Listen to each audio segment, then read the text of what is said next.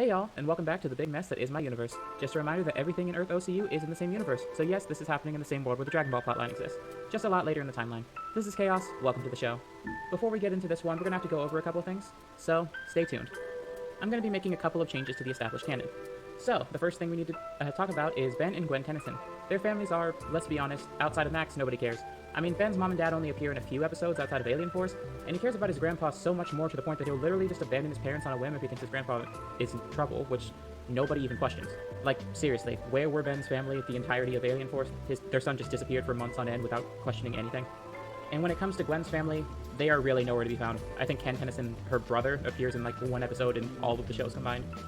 So, because of that, and because a lot of Gravity Falls really has to do with the bond between twins, I thought it might be fun to just cut out the middleman. So, not only are Ben and Gwen in this reality siblings, but they are fraternal twins, so that they could have some commonality with Dipper and Mabel.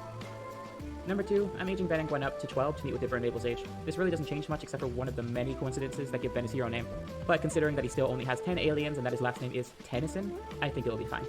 Number 3, for a couple of reasons, I'm actually aging Wendy down. She is now the same age as Dipper, Mabel, Ben, and Gwen.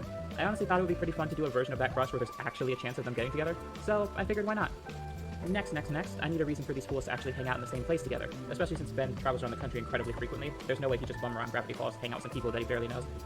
So, in this story, Ben and Gwen are Dipper and Mabel's cousins, which of course means that Max Tennyson is related to Stanford Pines.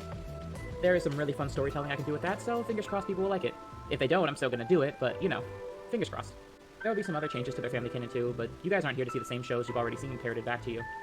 Also, one last note, the beginnings of these characters are definitely not as happy as their respective shows are. This is due to Earth OCU being capable of some pretty rough things and capable of being a pretty rough universe. You gotta remember, this is technically the same universe as Dragon Ball, where people get blown apart and cut in half and all kinds of stuff like that.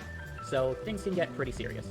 Think of it like the same stories that these shows start off at, but having the same kind of vibe as something like Lock and Key, which if you haven't read, captures the kids investigating mysterious things vibes, but amps up the fucked up nature to about 11.